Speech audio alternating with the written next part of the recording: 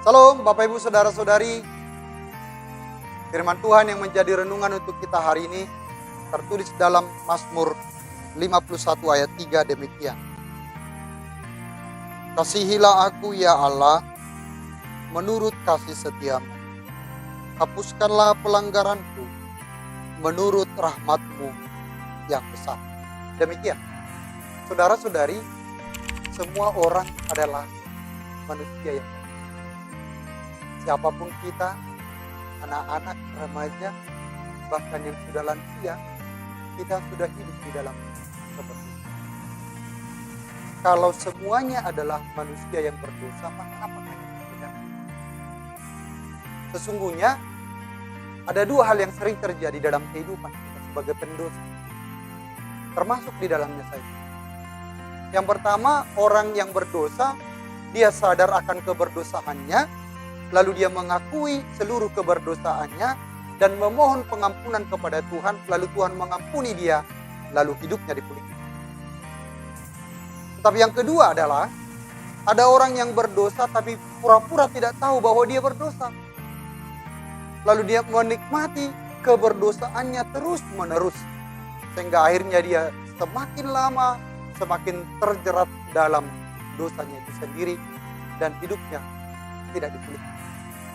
Hari ini melalui kebenaran firman ini, sesungguhnya ini adalah refleksi iman dari Daud. Dia sadar lalu mengakui bahwa dia adalah orang yang sangat berdosa. Termasuk dosanya bagaimana dia ketika dia mengingini istri dari Uria yaitu Batseba. Dengan kelicikannya dia mengatur strategi supaya Uria mati di peperangan. Lalu seolah-olah menurut dia tidak ada yang tahu tentang keberdosaan. Tapi Tuhan tahu seluruh kehidupan kita. Tuhan tahu, Tuhan maha melihat, dan tidak ada yang tersembunyi bagi Tuhan. Lalu melalui hambanya, Daud diingatkan akan keberdosaannya. Lalu Daud sadar. Di dalam keberdosaannya itulah dia sungguh-sungguh menyesali.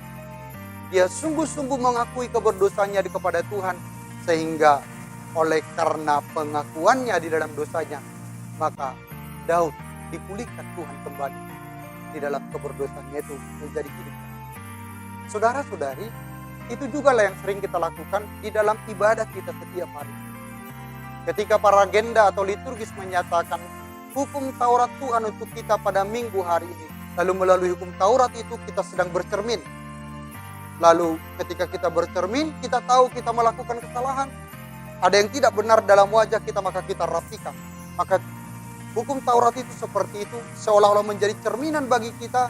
Ketika hukum itu dibacakan, lalu kita tahu, aduh selama ini saya berdosa. 1 minggu ini saya melakukan dosa. Lalu kemudian dilanjutkanlah dengan, marilah kita berdoa untuk mengaku dosa-dosa kita. Maka disitulah kita dihantarkan untuk melihat ke dalam diri kita, keberdosaan kita selama 1 minggu ini, bahkan dalam seluruh perjalanan kehidupan kita. Lalu di saat yang sama, ketika kita sungguh-sungguh mengakui dan memohon keampunan dari dosa-dosa itu, maka datanglah Tuhan mengatakan, demikianlah janji Tuhan tentang pengampunan dosa. Lalu dosa kita diampuni, kita menjadi pulih, kita menjadi bebas kembali. Lalu kita sambut itu dengan nyanyian yang penuh dengan kita. Maka tidak ada pengampunan kalau tidak ada. Karena itu Bapak Ibu Saudara-saudari, sebagai manusia pendosa, biarlah kita mengakui seluruh keberdosaan kita kepada Tuhan, memohon belas kasihan Tuhan atas seluruh rahmat-Nya di dalam kehidupan kita. Sehingga kita yang tadinya pendosa, kita yang tadinya hidup di dalam gelimang dosa itu, kita akhirnya diraih kembali oleh karena belas kasihan Tuhan. Bukan oleh karena kebenaran kita, bukan oleh karena ada sesuatu yang baik di dalam diri kita. Tetapi justru di dalam keberdosaan kita, kita dibenarkan oleh karena kasih setianya. Lalu sebagai respon itu adalah kita senantiasa setiap hari berjuang untuk melawan. Karena itu dalam keseharian kita, biarlah kita mengarahkan seluruh tindakan kita, pikiran kita, perkataan kita untuk seturut dengan kehendak-Nya. Lalu kita tidak sering lagi terjatuh di dalam dosa, apalagi dosa. Karena itu Bapak Ibu Saudara-saudari, melalui kebenaran firman ini, sebagaimana refleksi dari Daud itu tentang imannya yang tadinya sangat rapuh oleh karena keberdosaan. Dia tidak bisa tidur tenang. dia tidak merasakan sukacita di dalam kehidupannya walaupun segala sesuatunya dia miliki. Oleh karena ada satu penghalang, yaitu keberdosa. Karena itu jangan simpan dosa. Jangan sembunyikan seluruh pelanggaran-pelanggaranmu yang mungkin menurutmu tidak ada yang tahu. Tapi ingat, Tuhan sungguh-sungguh tahu. Tidak ada yang tersembunyi, Bang. Karena itu ajakan hari ini kepada kita, kepada Anda, kepada saya adalah supaya kita mengenali diri kita, mengakui dosa-dosa kita, dan memohon belas kasihan Tuhan untuk seluruh dosa-dosa kita.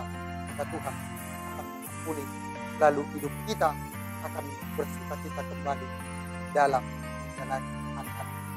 Selamat mengakui dan selamat menerima pengampunan daripada Tuhan. Amin.